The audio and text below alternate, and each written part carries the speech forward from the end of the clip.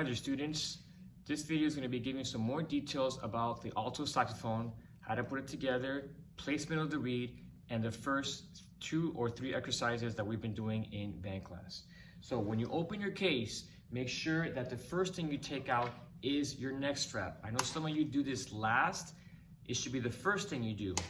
So when you do take out the saxophone, you are able to click it on and keep it secured.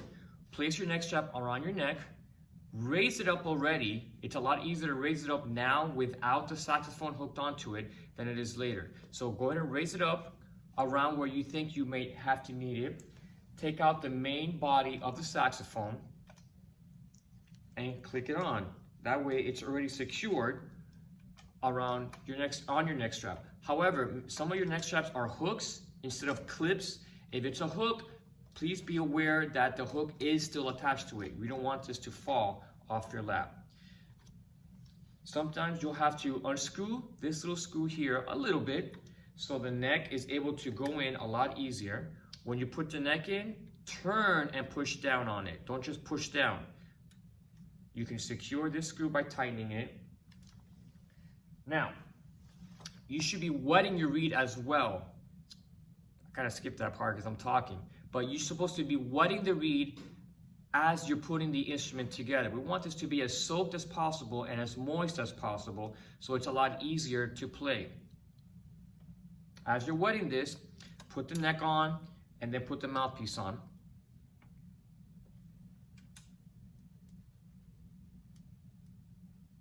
Okay, now I'm gonna take it off so you can hear me speak clearly. Place the saxophone like I have it across my lap. Some of you put the reed like this on the saxophone and you can't really see the mouthpiece and the reed lined up. So if you put it this way, you're able to see the reed a whole lot easier, and since it's resting on your thigh, you're able to use both hands as well. Unscrew the ligature. I know my ligature is different. You will have a gold or silver one with 2 screws. Unscrew those screws a little bit so you're able to raise the ligature up, and then place the flat part of the reed up against the mouthpiece. Slide it down so the reed tip is even with the mouthpiece. We don't want the reed sticking up above the mouthpiece, and we don't want it too low either. Okay, so I'm going to take off my mouthpiece. This is what the reed should look like when it's on the mouthpiece correctly. It's not peeking out above, and it's not too low either.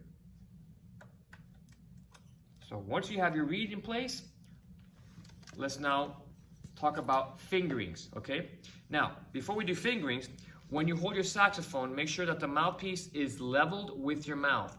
Right now, see, it's a little bit too low for me, so I need to raise my neck strap up. So the mouthpiece is right in front of my mouth. I shouldn't have to lower my neck to it, and I shouldn't have to raise my neck to the mouthpiece. It should be nice and even. Everybody's neck strap may be different, so adjust your neck strap high or low depending where your mouthpiece is level. Now, your first exercise is 1.1, and it's going to be the note B. On most of your saxophones, this key is not gold like mine. It'll be a white pearl. You're going to skip that first key, and then you have the B key. Then you have this tiny little one, which you also skip. And then here's the second finger, here's the third. I'm only pressing the first finger, the first key. I'm not pressing second or third. The first note is B, and that is only the first key. On the back, my thumb is resting on that black thumb rest. And on the right hand, your right thumb goes under that thumb rest at the top, at the bottom. And then you have 3 keys on the bottom. Again, just rest those fingers on those keys. So let's go over 1.1, the note B. This is what it sounds like. To get a good clean sound, gently place your top teeth on the mouthpiece. Don't take too much mouthpiece, just a little bit of mouthpiece. Rest your top teeth on the mouthpiece. Your bottom lip works as a cushion or a pillow that snugs under the reed. And then on the corners, the sides of your mouth, it's going to be tight.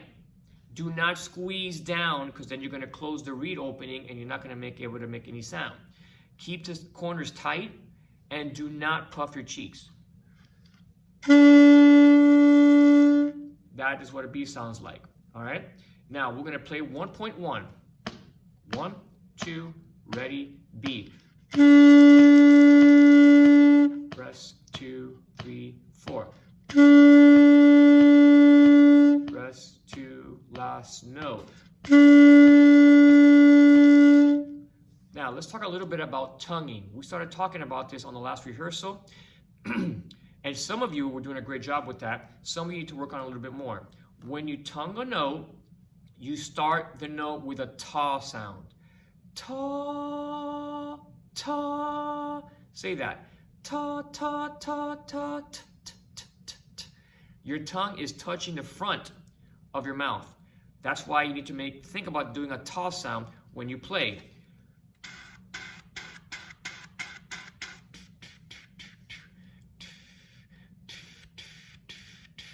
Now, right now we're just playing one note, so it's one tongue.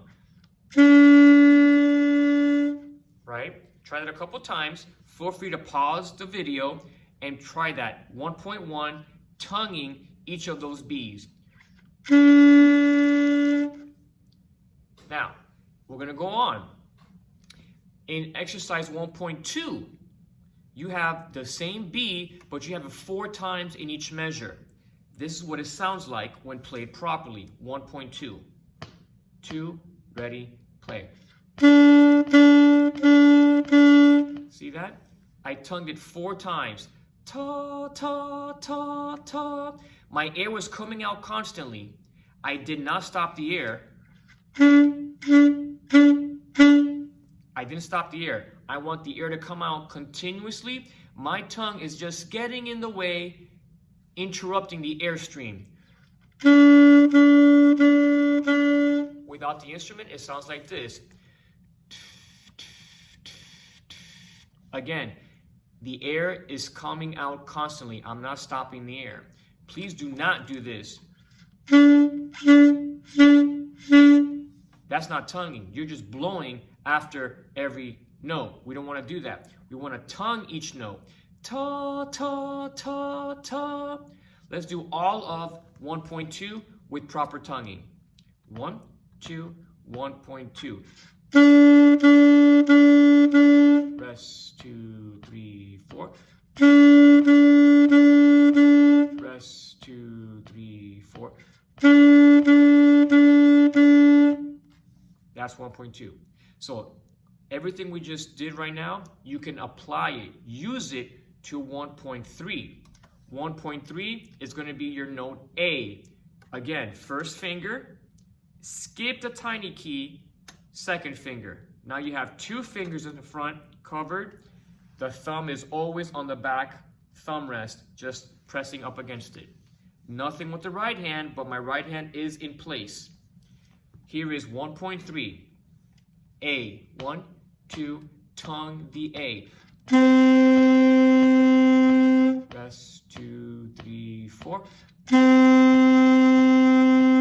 Rest, 2, 3, 4.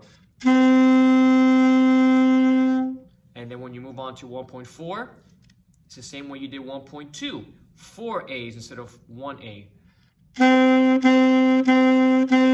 Again, you're tonguing each note. So, feel free to rewind the video, review anything that you need to, pause it, play it again. The more you practice on these 2 exercises, or I should say 3 and 4 exercises, you will be able to learn the rest of the notes a whole lot easier. Good practicing. Have a great week.